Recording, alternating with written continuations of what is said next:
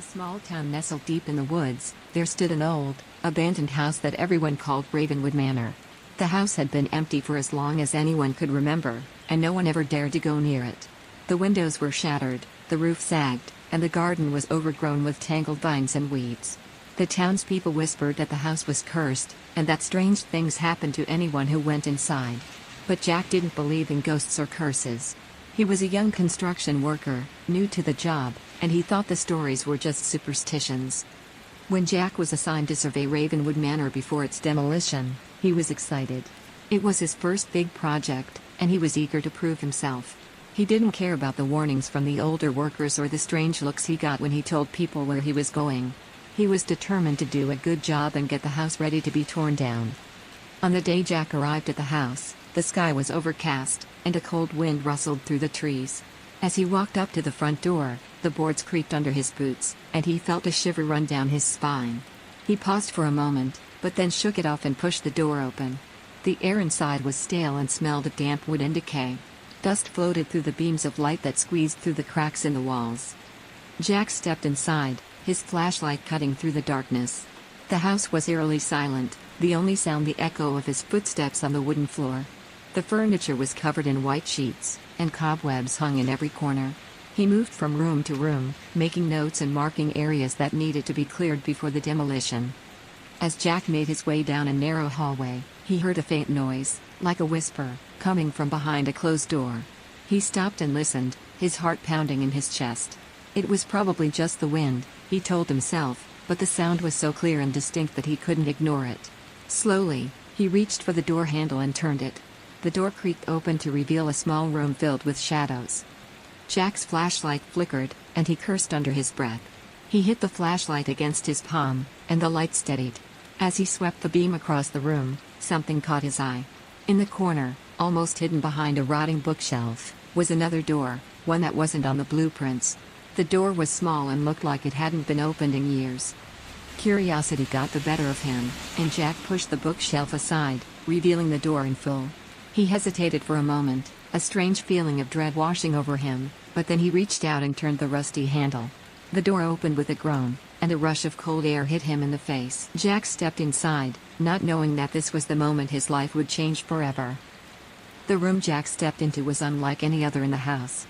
It was small and dark, with no windows to let in the light. The air was thick with the scent of old wood and something else, something faintly sweet, like perfume, but with a hint of decay. The beam of Jack's flashlight revealed an eerie scene. The room was filled with furniture that seemed to belong to another time, a wooden vanity with a cracked mirror, a small writing desk, and a bed draped in a faded quilt. Everything was coated in a thick layer of dust, as if the room had been untouched for decades. Jack's breath caught in his throat as he noticed the personal belongings scattered around the room. On the vanity, there was a silver hairbrush, a small bottle of perfume, and a set of pearl earrings, all arranged as if someone had just stepped away and would return at any moment. But it was the old photographs on the walls that truly unsettled him. They depicted a young woman, always alone, always staring directly into the camera with a sad, distant look in her eyes. Jack moved cautiously through the room, his footsteps leaving clear marks in the dust on the floor. He felt like he was intruding on something private, something that wasn't meant to be disturbed. His eyes were drawn to a leather-bound book resting on the writing desk. The cover was worn and cracked, but the name Evelyn was still visible in elegant, faded script. He picked up the book and wiped the dust from its cover, revealing a delicate clasp that held it shut. With a mixture of curiosity and apprehension, Jack unlatched the clasp and opened the book. It was a diary, its pages yellowed with age, filled with neat, flowing handwriting. He hesitated before reading, but the eerie silence of the room and the mysterious atmosphere compelled him to delve into the pages. The first entry was dated 50 years ago. It described the daily life of a woman named Evelyn, who had lived in this very house. The entries were ordinary at first, recounting her thoughts, her dreams, and her loneliness in the big, empty house. But as Jack read on, the tone of the diary began to change. The entries grew darker, filled with fear and desperation. Evelyn wrote about strange noises she heard at night, about shadows that moved on their own, and about a cold presence that seemed to follow her around the house. Jack's heart raced as he continued to read. The diary detailed Evelyn's growing paranoia, her belief that the house was haunted, and her feeling that she was being watched. She described how she started to lose track of time, how days and nights blurred together, and how she couldn't escape the feeling that something terrible was going to happen. The final entries were frantic, filled with scribbles and half-finished sentences. Evelyn wrote about a hidden room, a place she found by accident, a room that wasn't on the blueprints. It was the same room Jack was standing in. The last entry sent chills down Jack's spine. Evelyn wrote, "I've seen them. The ones who came before me, their faces twisted in terror. They're trapped here, and they want me to join them. I know I'm next. To whoever reads this, you will be next too. The house won't let us go." Jack's hands shook as he closed the diary, the words echoing in his mind. The room seemed to grow colder, the shadows darker. He felt a sudden urge to leave, to get out of the house as quickly as possible. But as he turned to go, the door slammed shut with a deafening bang, trapping him inside. Jack's heart pounded in his chest as he rushed to the door, his hands trembling as he tried to turn the handle. It wouldn't budge. The door, which had opened easily just moments before, now felt as though it was made of solid stone. Panic surged through him, and he banged on the door, shouting for help, but his voice seemed to be swallowed by the oppressive silence of the room. The flashlight in his hand flickered again, and the beam of light dimmed, casting long, dancing shadows on the walls. Jack's breathing grew ragged as the room seemed to close in around him. He could feel something, an invisible presence, watching him, creeping closer with each passing second. Desperate, Jack turned back toward the room. His eyes darted around, searching for any other exit, but there was none. The air grew colder, and he could see his breath forming small clouds in the dim light.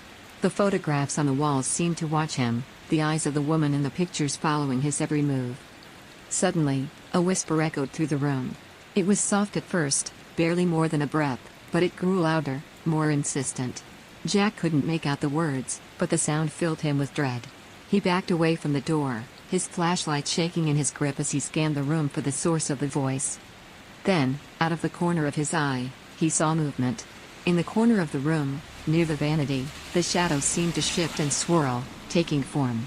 Jack's breath caught in his throat as a figure emerged from the darkness. It was a woman, her face pale and gaunt, her eyes hollow and haunted. She wore a tattered dress, and her hair hung in limp strands around her face. Jack recognized her immediately. It was Evelyn, the woman from the photographs. She stood there, her gaze fixed on him, her expression a mixture of sorrow and something darker, something more sinister. Jack tried to speak, to ask her who she was or what she wanted, but the words caught in his throat. Evelyn's lips moved, but the sound that came out wasn't her voice. It was a low, guttural growl that seemed to reverberate through the room. Jack stumbled back, tripping over the edge of the bed and falling to the floor. The flashlight rolled out of his hand, casting erratic beams of light across the walls. Evelyn began to move toward him, her steps slow and deliberate, her eyes locked onto his. Jack scrambled to his feet, his heart racing, and backed away until his back hit the cold, hard wall.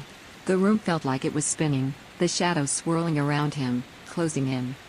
Evelyn stopped just a few feet away from him, and for a moment, the growling stopped.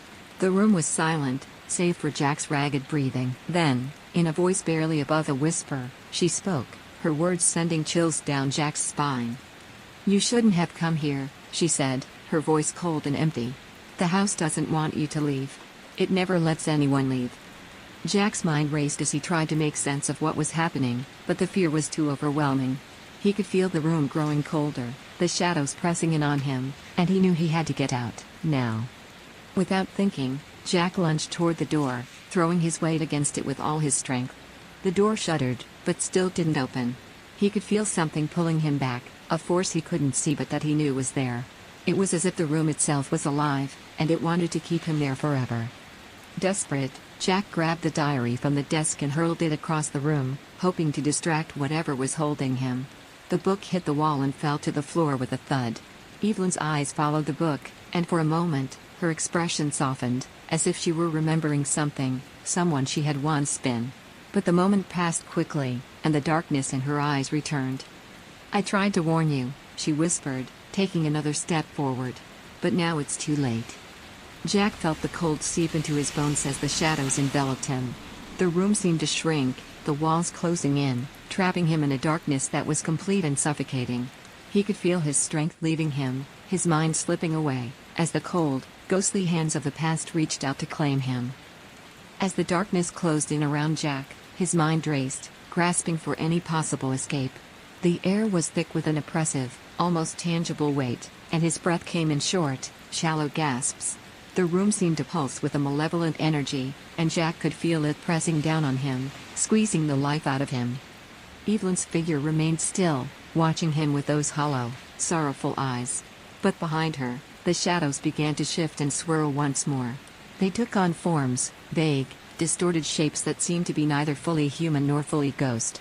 Jack could see faces emerging from the darkness, twisted in fear and agony, their mouths open in silent screams. A deep sense of dread washed over him as he realized these were the spirits of the others Evelyn had written about, the ones who had come before him, the ones the house had claimed.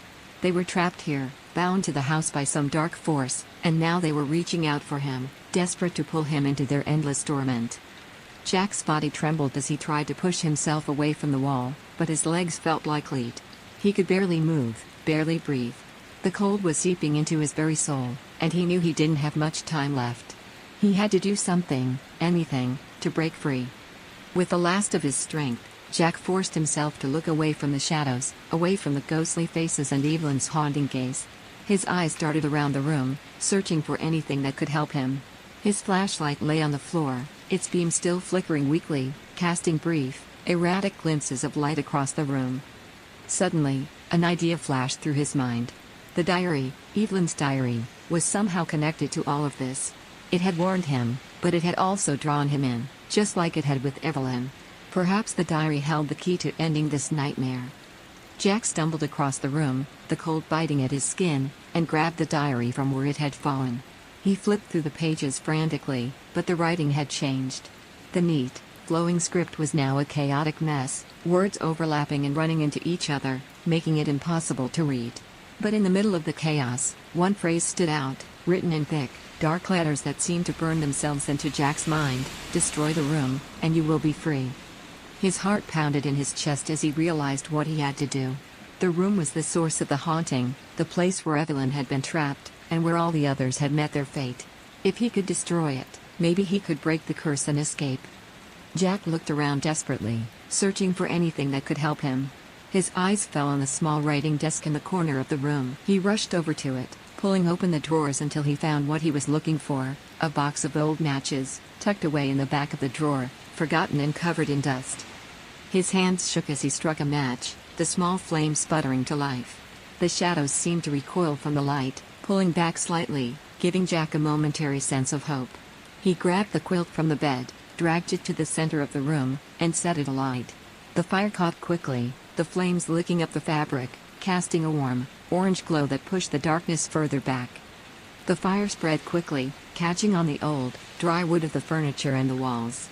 Smoke filled the room, thick and choking, but Jack didn't care. He knew he had to keep the fire going, had to destroy the room completely if he wanted to survive. He tossed the remaining matches into the growing inferno, watching as the flames roared higher, consuming everything in their path. Evelyn's figure flickered, her form wavering as the fire grew. Her eyes met Jack's one last time, and for a brief moment, he saw something in them: relief, perhaps, or gratitude. Then she was gone, swallowed by the flames and the smoke. The room was an inferno now, the heat unbearable, the air thick with smoke and ash. Jack stumbled toward the door, which now hung open, the force that had held it shut finally broken. He staggered out into the hallway, coughing and gasping for breath, but he didn't stop. He had to get out, had to escape the house before it took him to. Jack ran through the house, the fire spreading behind him, consuming everything in its path. The walls creaked and groaned, the old wood cracking and splintering under the heat. He could hear the roof beginning to collapse, the whole house shuddering as it started to come down around him. He burst out of the front door just as the roof caved in, the entire structure collapsing in a cloud of smoke and flame. Jack stumbled down the steps, falling to his knees in the dirt as he watched the house burn, the flames roaring into the sky, taking with them the dark history of Ravenwood Manor. As the fire raged, Jack felt the coldness lift, the oppressive weight of the house finally gone. He was free. But the memory of what had happened inside those walls would stay with him forever, a haunting reminder of the night he had barely escaped with his life. The flames crackled and roared as Ravenwood Manor was consumed by the fire, each lick of flame seeming to devour the darkness that had haunted the house for so long.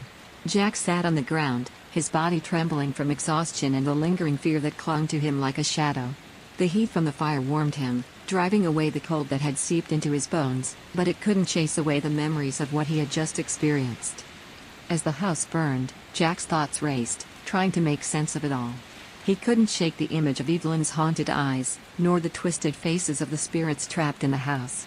He had always thought of himself as a practical man, someone who didn't believe in ghosts or curses, but the events of the night had shattered that belief. What he had seen, what he had felt, was all too real. The fire continued to rage, the old wood and dry walls feeding the flames until the house was nothing more than a blazing skeleton. Jack knew he should leave, should get as far away from the site as possible, but he couldn't tear his eyes away from the inferno. It was as if he needed to see it through, to watch the house be completely destroyed, to make sure the evil within it was gone for good. The minutes stretched on, and slowly, the fire began to die down. The once great manor was now a smoldering ruin, the flames reduced to glowing embers and columns of smoke that twisted up into the night sky. The oppressive feeling that had weighed on Jack's chest lifted entirely, replaced by an eerie silence that settled over the scene. Jack stood up, his legs shaky but holding. He took a few steps closer to the remains of the house, careful of the still hot debris scattered across the ground. As he neared the ruins, he saw something glinting among the ashes, catching the faint light of the dying fire. His heart skipped a beat as he recognized the object, the old, leather-bound diary. The cover was scorched and blackened, the pages curling and brittle from the heat, but it was still intact. Jack hesitated, the memory of Evelyn's warning echoing in his mind. He knew he should leave it there, let it burn with the rest of the house, but something compelled him to pick it up. Perhaps it was a need for closure, a need to understand. He carefully retrieved the diary from the ashes, feeling its warmth in his hands. The clasp had melted away, leaving the book loosely bound. Jack opened it, half expecting the pages to crumble to dust, but they held together, though barely. He flipped through the charred pages, his eyes scanning the blurred, distorted writing. The last few pages were almost entirely destroyed, but one phrase stood out, the ink surprisingly clear despite the damage. The house is gone, but the curse remains. Jack's blood ran cold as he read the words. The fire had destroyed the house, but the curse that had claimed so many lives wasn't tied to the building. It was something deeper, something that lingered even after the walls had turned to ash. He could feel the weight of it pressing on him, a subtle but undeniable presence that hadn't left with the fire. He closed the diary and slowly backed away from the ruins, his mind racing with fear and uncertainty. What did it mean that the curse remained? Would it follow him? Was he still in danger, even after escaping the house? The questions swirled in his mind, but he had no answers, only a deep, gnawing dread. Jack knew he couldn't stay there any longer. He had to leave, to get away from the cursed ground where Ravenwood Manor had stood. Clutching the diary to his chest, he turned and walked away, his footsteps crunching over the scorched earth. As he left the site, the night seemed darker, the air colder. The town was just a short walk away, but the road stretched out before him, empty and silent. Jack kept moving, the diary growing heavier in his hands with each step. He glanced back once, seeing the last of the flames flicker and die out, leaving nothing but a smoking ruin behind. He didn't stop walking until he reached the edge of town, where the lights from the houses and the distant hum of life provided a small measure of comfort. But even there, in the safety of civilization, Jack couldn't shake the feeling that something was watching him, something that had followed him from the ruins of the house. He knew that he couldn't escape what he had awakened in Ravenwood Manor. The curse had claimed Evelyn, and so many others, and now it had its sights set on him. Jack didn't know how or when, but he knew deep down that it wouldn't let him go so easily. As he stood on the outskirts of the town, clutching the charred remains of the diary, Jack realized that his ordeal was far from over. The haunted house may have burned to the ground, but the darkness it harbored had only just begun to spread, and Jack was now a part of its story, a story that was far from finished. The walk back to town felt longer than it should have. Every step Jack took was accompanied by the nagging sensation that something was trailing him, lurking just beyond the edge of his vision. The night was unnaturally quiet, the kind of silence that made every small sound, a rustle of leaves, the snap of a twig, seem amplified, sending jolts of fear through him. He clutched the diary tightly, the charred leather rough against his skin. It was a tangible reminder of what he had been through, and the words written within it weighed heavily on his mind. The thought of the curse lingering, even after the house was gone, filled him with a deep, gnawing dread. When Jack finally reached the outskirts of town, he paused, unsure of what to do next. The comforting glow of streetlights and the distant murmur of life beckoned him, but he felt disconnected, as if he no longer belonged in the world he had left behind when he stepped into Ravenwood Manor. He could see the shapes of houses and buildings, familiar and reassuring, but they felt like they were a million miles away. He wandered the empty streets, the diary tucked under his arm, his mind replaying the events of the night over and over. The town was asleep, its inhabitants blissfully unaware of the horrors that had unfolded just beyond their borders. Jack envied them, wished he could turn back time and be one of them, unaware, unburdened. But he couldn't. The images of Evelyn's haunted eyes, the twisted faces of the trapped spirits, and the consuming fire that had engulfed the manor were burned into his memory. He could still feel the coldness of the room, the suffocating darkness, the inescapable presence that had reached out to claim him. Jack found himself standing in front of the town's small church, its tall steeple reaching into the night sky like a silent guardian. The building was dark, but the sight of it gave him a small measure of comfort. He hadn't been a religious man, but at that moment, he felt a desperate need for some kind of sanctuary, some place where he could feel safe. He pushed open the heavy wooden door and stepped inside, the creak of the hinges echoing through the empty sanctuary. The air was cool and still, carrying a faint scent of old wood and candle wax. Jack walked down the center aisle, his footsteps muffled by the worn carpet, until he reached the front pew. He sank down onto the bench, the weight of the night's events finally catching up to him. Jack placed the diary on the pew beside him, staring at it as if it held the answers to all his questions. But the longer he looked at it, the more he felt that it was a burden, something he couldn't carry alone. He didn't know what to do with it, but he knew he couldn't just leave it here, in a place of sanctuary. The curse, whatever it was, needed to be dealt with, contained, if possible. He sat there for what felt like hours, his mind a tangled mess of fear, confusion, and exhaustion. The darkness outside slowly began to lighten, the first hints of dawn creeping through the stained glass windows. The warm colors of the rising sun painted the interior of the church in shades of red, gold, and purple, but the beauty of the scene was lost on Jack. He felt empty, drained, and utterly alone. As the sun rose higher, the town began to wake up. Jack could hear the distant sounds of morning, birds chirping, doors opening, the hum of cars starting up. But he couldn't bring himself to move, to face the day ahead. He felt like he was in a different world, one that was dark and shadowed, far removed from the light and life outside. Eventually, the door to the church creaked open, and Jack turned to see an elderly man step inside. It was Father O'Malley, the town's priest, who had been there for as long as Jack could remember. The priest looked surprised to see Jack sitting there, especially at such an early hour. "Jack?" Father O'Malley said, his voice gentle and concerned. "What are you doing here, son? Are you all right?" Jack opened his mouth to speak, but no words came out. He felt the weight of everything he had been through pressing down on him, and he struggled to find the right words. How could he explain what had happened? How could he make anyone understand the terror he had faced? The priest walked over and sat down beside him, his presence calm and reassuring. He placed a hand on Jack's shoulder, a simple gesture that brought a sense of grounding to Jack's swirling thoughts. "You look like you've seen a ghost," Father O'Malley said with a small, sympathetic smile. Jack gave a bitter laugh, the sound hollow and empty. "I think I've seen more than one." Father O'Malley's expression grew serious, and he nodded slowly. "Why don't you tell me what happened?" For the first time since the ordeal had begun, Jack felt like he could finally talk about it. He hesitated, then started to speak, recounting everything he had experienced, from the moment he stepped into Ravenwood Manor to the fire that consumed it, and the chilling words in Evelyn's diary. As he spoke, Father O'Malley listened intently, his eyes never leaving Jack's face. When Jack finally finished, he felt a strange sense of relief, as if a weight had been lifted from his shoulders, even though the fear still lingered. Father O'Malley sat in silence for a moment, absorbing everything Jack had said. Then, he took a deep breath and spoke. "Jack, what you've experienced is something beyond the ordinary. I've heard stories about Ravenwood Manor before, but nothing like this. The evil you encountered there. It's something that's been festering for a long time." Jack nodded, feeling a lump form in his throat. "What do I do now? How do I get rid of this curse?" Father O'Malley looked at the diary, then back at Jack. "The first thing you need to do is rest. You've been through a terrible ordeal, and your body and mind need time to recover.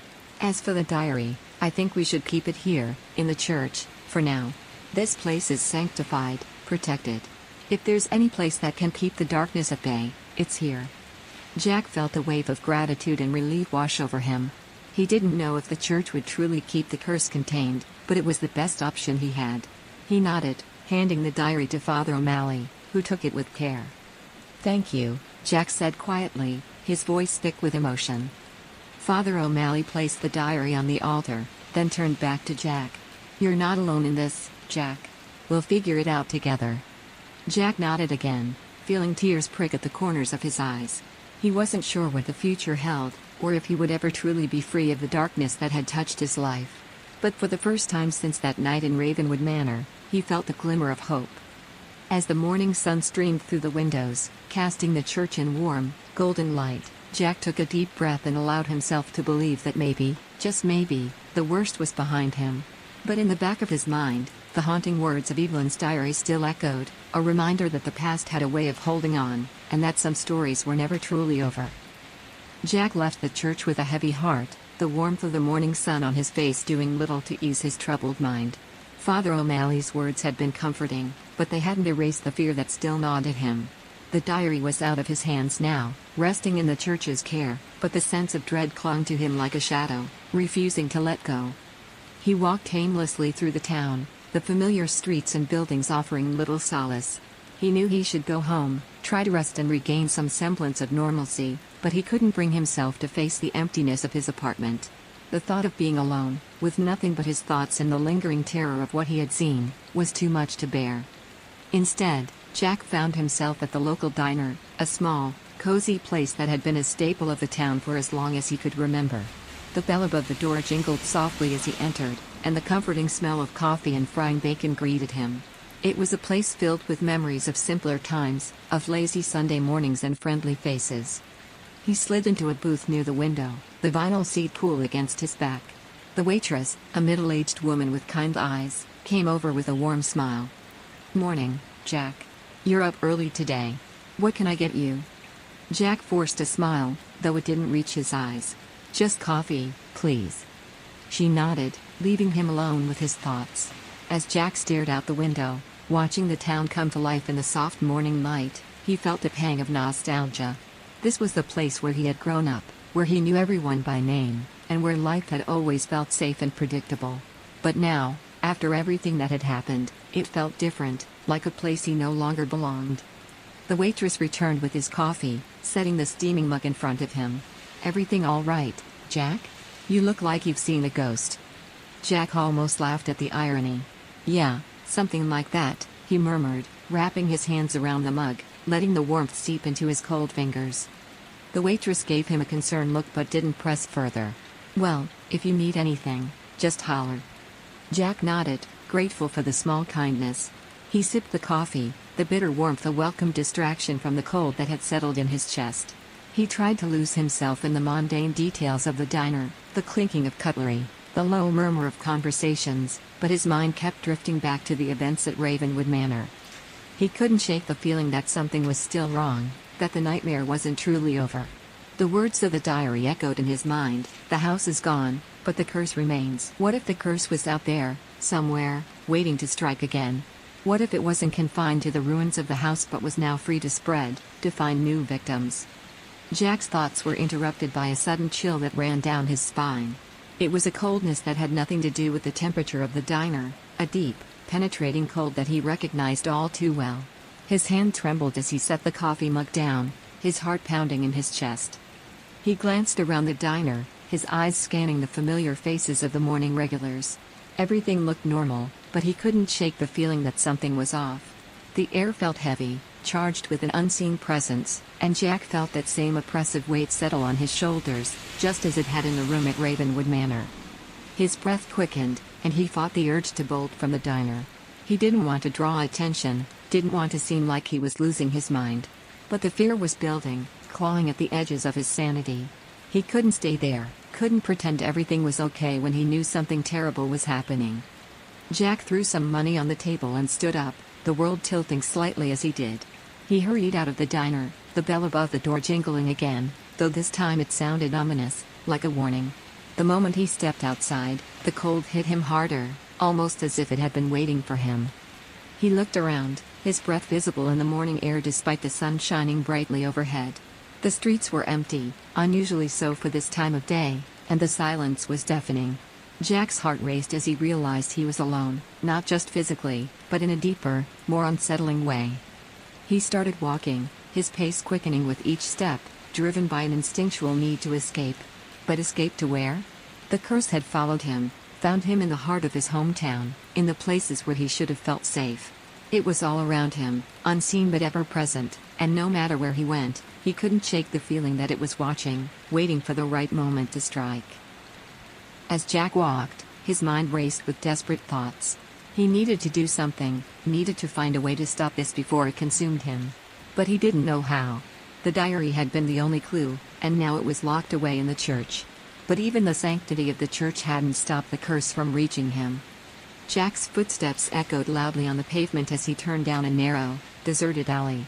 The walls seemed to close in on him, the shadows growing longer and darker, despite the sunlight above. He could feel the cold pressing in, like icy fingers creeping up his spine. Then, out of the corner of his eye, he saw it, a flicker of movement, something dark and shapeless, darting between the shadows. Jack's breath caught in his throat as he turned, his heart hammering in his chest. He couldn't see it clearly, but he knew it was there, lurking just beyond his vision, waiting for him to falter. He backed away slowly, his eyes wide with fear, the sense of dread overwhelming. The alley seemed to stretch on forever, the exit just out of reach, no matter how far he walked. The shadows twisted and writhed, the darkness closing in around him, suffocating him with its presence. Jack's mind screamed for him to run, to flee, but his body felt frozen, rooted to the spot by an invisible force. The temperature dropped further, his breath coming in ragged, misty gasps. He could feel the presence growing stronger, more oppressive, and he knew, deep in his soul, that it had finally come for him. A whisper echoed through the alley, soft and sinister, carried on the cold wind. It was a voice he recognized, one that had haunted his dreams since that night in Ravenwood Manor. It was Evelyn, or what was left of her, her voice twisted by the darkness that had claimed her. "Jack." The voice hissed, dragging out his name like a taunt. "You can't escape. It's too late." Jack's heart pounded in his chest, his vision blurring with terror. He tried to move, to run, but his legs wouldn't obey. The darkness loomed closer, a malevolent force that promised nothing but pain and despair. The last thing Jack saw before the darkness engulfed him completely was a pair of hollow, haunted eyes staring at him from the shadows, Evelyn's eyes, filled with sorrow and malice. And then, there was nothing but cold, suffocating darkness. The alley was silent once more, the only sound the faint rustling of leaves in the wind. The sun shone down brightly, oblivious to the horror that had just unfolded in its light. Jack was gone, claimed by the curse that had haunted Ravenwood Manor, his story now part of the town's dark, twisted history. Days passed, but the disappearance of Jack went unnoticed in the small town. His absence was overshadowed by the mundane routines of daily life. Only Father O'Malley, who had last seen Jack, felt a deep unease gnawing at him. The priest couldn't shake the memory of Jack's haunted eyes and the cursed diary that now sat on the church's altar, seemingly harmless but heavy with a sinister presence. Father O'Malley had tried to put the encounter out of his mind, telling himself that Jack would return, that perhaps he had simply needed time to clear his head. But as the days turned into a week, and there was still no sign of Jack, the priest's worry grew into a palpable fear. One evening, as the sun dipped below the horizon, casting long shadows across the town, Father O'Malley decided to confront the unease that had settled in his heart. He made his way to the altar, where the diary lay, untouched since Jack had left it there. The air around it seemed colder, and the flickering candlelight cast eerie, shifting patterns on the walls. With a deep breath, Father O'Malley reached out and picked up the diary. The leather was still warm to the touch, as if it held some residual heat from the fire that had consumed Ravenwood Manor. He hesitated for a moment, then opened it to the first page, where the handwriting was neat and delicate, a stark contrast to the horrors it contained. The words on the pages were disturbing, recounting the gradual descent of Evelyn into madness, her isolation, and the dark presence that had consumed her. But it was the final entries that chilled Father O'Malley to the core, the predictions of disappearances, including Jack's. He turned the pages with trembling hands, the text growing more chaotic, the handwriting more desperate and unhinged. Then, at the very end, he found an entry he hadn't seen before. It was dated after the fire, a date that shouldn't exist, and the handwriting had changed. It was now jagged, erratic, as if written in haste and fear. It read, "The curse is not bound by walls or fire. It lives, it breathes, and it will spread. It will claim those who know its story, and it will never stop.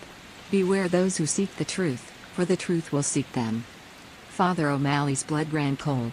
The diary had been in his care for days, untouched, yet this new entry had appeared, as if the book itself was alive, responding to the events around it. He slammed the diary shut, his breath coming in shallow gasps. The weight of what Jack had unleashed, what he himself had brought into the church, was now crushingly clear. He knew he couldn't keep the diary there any longer. It was too dangerous, too corrupting. But what could he do with it? Burning it hadn't destroyed it, it had survived the fire once. Father O'Malley felt trapped, caught in a web of fear and uncertainty. That night, Father O'Malley made a decision.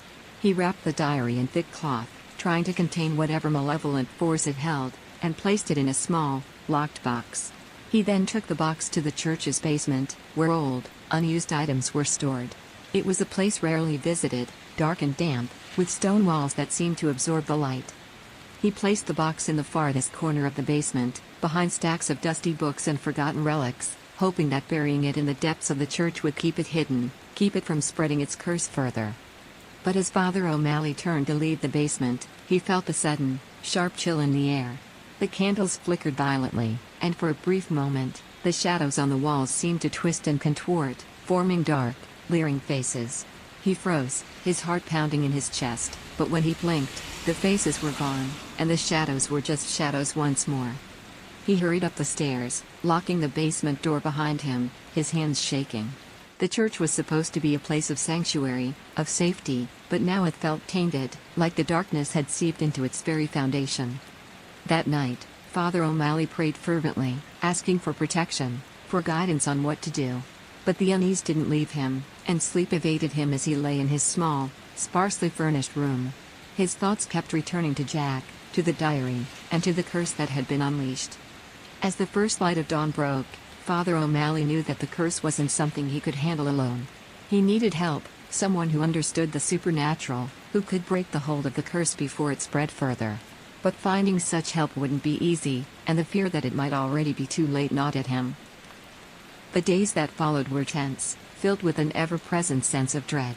The town remained blissfully unaware of the darkness lurking just beneath the surface, but Father O'Malley knew it was only a matter of time before the curse struck again. And when it did, he feared the consequences would be far worse than anyone could imagine. And as the church bells tolled the hour, their solemn chimes echoing through the town, a cold wind blew through the streets, carrying with it the whispered echoes of a curse that refused to die. The curse that had claimed Jack, that had haunted Evelyn, and that now waited, patient and insidious, for its next victim. Father O'Malley's efforts to ignore the mounting dread and focus on his daily duties proved futile. The church, once a place of solace, felt increasingly foreboding. The curse seemed to seep into every corner, manifesting in small, unsettling ways, flickering lights, unexplained cold spots, and an oppressive silence that hung heavy in the air. One evening, as the sun set and shadows stretched long across the town, Father O'Malley decided to take a different approach. He reached out to an old friend, Dr. Agnes Caldwell, a historian and professor who had spent years studying local legends and supernatural phenomena. He hoped her knowledge and expertise might offer some insight or solutions. Dr. Caldwell arrived at the church the next morning, her keen eyes and practical demeanor a welcome contrast to the growing unease that had settled over Father O'Malley. She listened intently as he recounted the events of the past weeks, including the discovery of the diary and the troubling entries. "So, you believe the curse has somehow followed Jack, even though the house is gone?" Dr. Caldwell asked, her brow furrowing in thought. "That's what it seems like," Father O'Malley replied. "The diary had new entries, written after the fire. It's as if the curse itself is alive, evolving." Dr. Caldwell nodded thoughtfully. It's not unheard of for curses to persist beyond their original context. Often, they are tied to more than just physical locations. They can latch onto individuals, spreading through their fears and vulnerabilities. Father O'Malley led her to the basement, where he had hidden the diary in the locked box. Dr. Caldwell examined the box with a mix of curiosity and apprehension, her fingers brushing the worn cloth that wrapped it. She took a deep breath, as if steeling herself, and began to work on the lock with a set of tools she had brought. As the box creaked open, a wave of cold air escaped, carrying with it a faint, unsettling odor. Dr. Caldwell peered inside, her face paling as she saw the charred diary. She carefully unwrapped it and flipped through the pages, her eyes narrowing as she read the final, disturbing entry. "This is indeed a powerful curse," she said quietly. "It's not just about the physical manifestation. It's feeding off fear and despair, and it seems to be growing stronger." Father O'Malley's heart sank. "What can we do to stop it?" Dr. Caldwell's eyes were grim as she closed the diary. "We need to understand the origins of the curse, how it was created, and what binds it. There may be a way to counteract it, but it requires research and possibly confronting the darkness head-on." The two of them spent the next few days immersed in research. They delved into historical records, old newspapers, and any documents related to Ravenwood Manor and its previous occupants. They discovered that the house had a long history of mysterious disappearances and untimely deaths, each connected by a thread of dark, unresolved grief. One evening, as they were going through old newspapers, they found an article about Evelyn and her disappearance. It included a photograph of her, a young woman with a serene smile, her eyes hauntingly empty, as if she was already lost to the darkness that would eventually claim her. Dr. Caldwell examined the photo closely. "Evelyn's story is central to this curse. We need to find out more about her life, her final days, and the nature of her suffering. It might give us clues on how to break the curse." Father O'Malley nodded, feeling a mix of hope and apprehension. "I'll reach out to the few people who might remember her, see if there are any remaining witnesses or relatives who might shed light on her story." The search led them to an elderly woman named Margaret, who had known Evelyn before her disappearance. Margaret was now frail but still had a sharp memory and a deep sadness in her eyes. When Father O'Malley and Dr. Caldwell visited her, they could feel the weight of her grief. Margaret invited them into her modest home, her hands trembling as she spoke. Evelyn was a kind soul, but she was troubled. There was something dark about the house, something she couldn't escape. She would talk about feeling watched, about voices calling her name in the night. "Did she ever mention anyone or anything specific?" Dr. Caldwell asked gently. Margaret shook her head. "No, just that she felt trapped, as if something was pulling her in. And then she vanished. The police never found a trace of her, and we all assumed the worst." Father O'Malley and Dr. Caldwell listened intently, piecing together the fragments of Evelyn's story. Margaret's account aligned with what they had uncovered, confirming that Evelyn's suffering had been profound and deeply connected to the curse. As they left Margaret's home, Dr. Caldwell said, "It's clear that Evelyn's death was only a part of the curse's cycle. The house's dark history is a reflection of unresolved pain and fear. We need to confront this darkness directly, perhaps with a ritual to release the lingering spirits and break the curse." Father O'Malley agreed. They decided to perform the ritual in the church, believing that its sanctity might provide a strong counter to the darkness. They prepared a series of symbols and prayers, drawing upon both their knowledge and ancient traditions to create a powerful protective barrier. The night of the ritual was charged with tension. The church was dimly lit by candles, casting flickering shadows on the walls. Father O'Malley and Dr. Caldwell worked meticulously, their voices steady as they recited the ancient incantations and made the necessary gestures. As the ritual progressed, the air grew colder, and an oppressive presence seemed to press in on them. The candles flickered wildly, and the shadows danced with malevolent energy. Father O'Malley and Dr. Caldwell pressed on, determined to finish the ritual despite the growing sense of dread. At the climax of the ritual, the atmosphere in the church shifted dramatically. A gust of wind blew through the room, extinguishing the candles and plunging the church into darkness.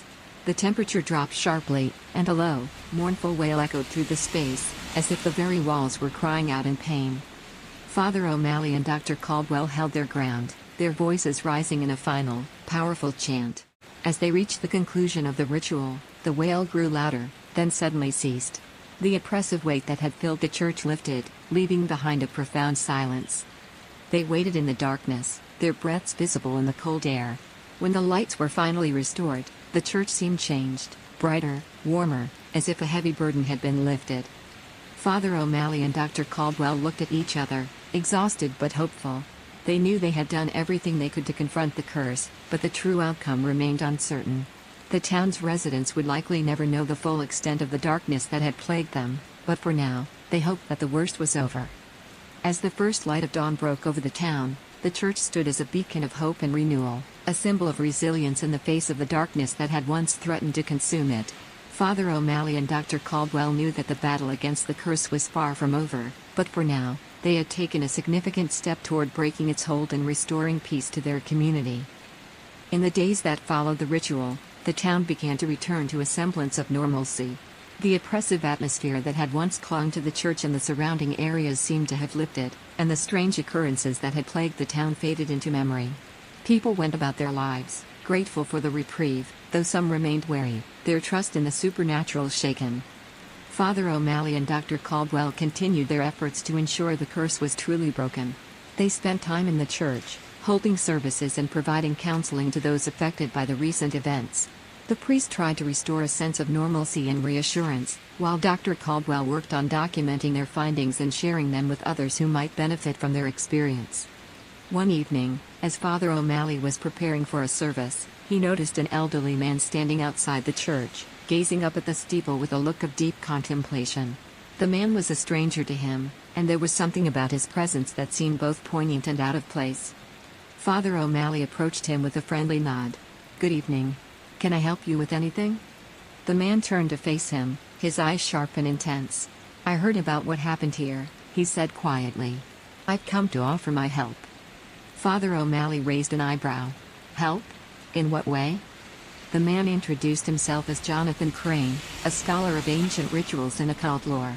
He had heard about the curse and the recent events from Dr. Caldwell's publications and felt compelled to offer his assistance. He explained that he had spent years studying similar phenomena and believed he might be able to provide additional insights or preventative measures.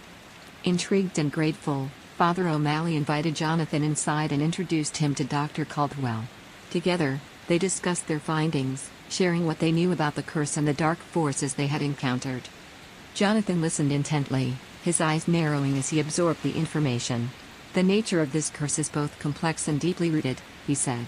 "It's not merely a matter of dispelling spirits or performing rituals. This curse was tied to deep, unresolved anguish, and such entities don't easily release their hold." He continued, "To truly break the curse's hold, you need to address the source of its power. You need to confront the heart of the anguish that gave rise to it. And sometimes, that means seeking out and helping those who are still connected to the curse in some way." Dr. Caldwell looked at Jonathan with a mixture of hope and skepticism. "Are you suggesting that there might be others who are still affected or tied to this curse?" Jonathan nodded. "Yes, it's possible. Sometimes, curses like this create ripples that extend beyond their immediate context. If there are any lingering souls or unresolved issues, they could still be influencing events." With renewed determination, Father O'Malley and Dr. Caldwell began to investigate further. They reached out to local historians and people who might have known more about the history of Ravenwood Manor and its previous occupants. They also examined old records and documents for any signs of unresolved conflicts or additional victims. Their search led them to a surprising discovery, a hidden journal belonging to one of the original builders of Ravenwood Manor. The journal detailed the man's involvement in a series of occult practices and dark rituals intended to summon spirits and gain power.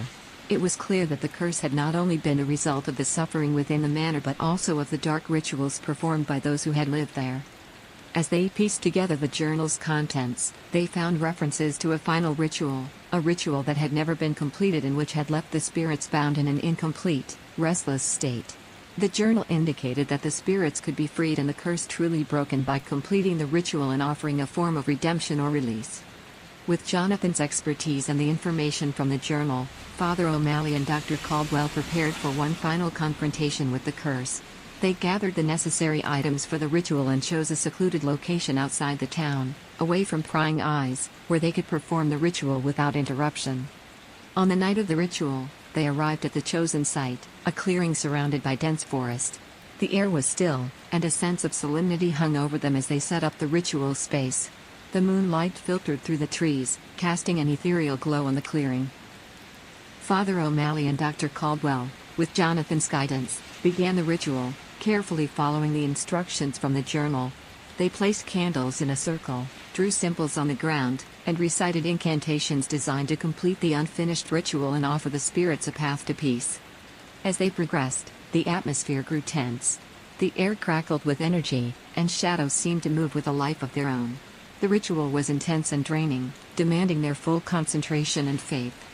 At the ritual's climax, they offered a heartfelt plea for forgiveness and release on behalf of those who had been wronged. They asked for the spirits to find peace and for the curse to be lifted from the town and its people. A profound silence followed, and the energy in the clearing seemed to shift. The oppressive presence that had lingered for so long dissipated, leaving behind a sense of calm and resolution. Father O'Malley, Dr. Caldwell, and Jonathan stood in the clearing, exhausted but relieved. They knew that they had done everything they could to address the curse and its origins. They hoped that this final act would bring closure and peace to the town and its residents. As they made their way back to the town, they were greeted by a sense of optimism and renewal. The town's atmosphere had changed, and the lingering sense of dread was gone. Life slowly returned to normal, and people began to heal from the trauma they had endured. Father O'Malley and Dr. Caldwell continued their work, now focused on helping the town recover and move forward. Jonathan Crane, having fulfilled his role, bid them farewell and returned to his own studies, his work in the town complete. The story of Ravenwood Manor and the curse became a cautionary tale, a reminder of the power of unresolved grief and the importance of facing one's fears. The town moved on, its people more aware of the fragile balance between the known and the unknown, and the importance of confronting darkness with courage and compassion. As the years went by, the town of Ravenwood experienced a quiet but profound transformation. The dark shadows that had once loomed over it had been dispelled, and life began to flourish anew. The events of the past had become part of the town's history, shared as a cautionary tale and a testament to resilience. Father O'Malley continued his work at the church, now a respected figure in the community known for his wisdom and compassion. His sermons were filled with messages of hope and renewal, reflecting the healing that had taken place. The church had become a center for community gatherings and support, its doors always open to those in need. Emily, having thoroughly documented the curse and its resolution, published a detailed account of the events. Her book became a valuable resource for historians and enthusiasts of the supernatural, shedding light on the hidden aspects of Ravenwood's history. She remained in the town, working as a local historian and helping to preserve its heritage. The hidden chamber beneath Ravenwood Manor was sealed once more, its secrets kept safe and undisturbed. The town had decided to leave the site as it was, respecting the history and the lessons it held. The remnants of the manor were left in peace, a silent reminder of the dark times that had been overcome. Life in Ravenwood continued with a renewed sense of unity and purpose. The townspeople had come together through their shared experiences, forming strong bonds and supporting one another. Festivals, celebrations, and community events became a regular part of life, symbolizing the town's recovery and the positive spirit that now prevailed. The church's bell, once a somber reminder of the past, now rang out with a joyful and resonant tone, marking the passing of time and the celebration of life. Father O'Malley would often stand on the steps of the church, watching his children play in the square and families gathered for events. He felt a deep sense of fulfillment, knowing that he had played a role in guiding the town through its darkest hours. One spring evening, as the town prepared for its annual festival, Father O'Malley and Emily stood together at the edge of the celebration. The air was filled with laughter and the aroma of delicious food, and the streets were decorated with vibrant colors and lights. It was a stark contrast to the fear and darkness that had once gripped the town. Emily looked at Father O'Malley with a smile. "It's amazing to see how far the town has come. The festival is a testament to the strength and spirit of the community." Father O'Malley nodded, his eyes reflecting the warmth of the moment. "Yes, it is. It's a reminder that even in the face of great darkness, there is always a chance for light and renewal. We faced our fears and emerged stronger." As they watched the festivities, a sense of peace settled over them.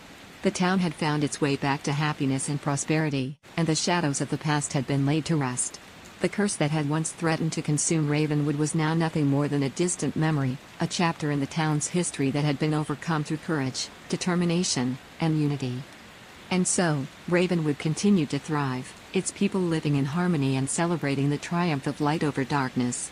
The story of the curse and its resolution was passed down through generations, serving as a powerful reminder of the strength of the human spirit and the enduring hope that can emerge from even the darkest of times.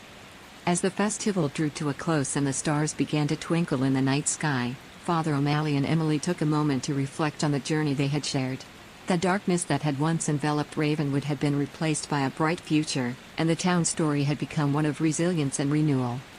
In the end, Ravenwood's legacy was not just about the darkness that had been vanquished, but about the light that had emerged from it, a light that would guide the town and its people for years to come.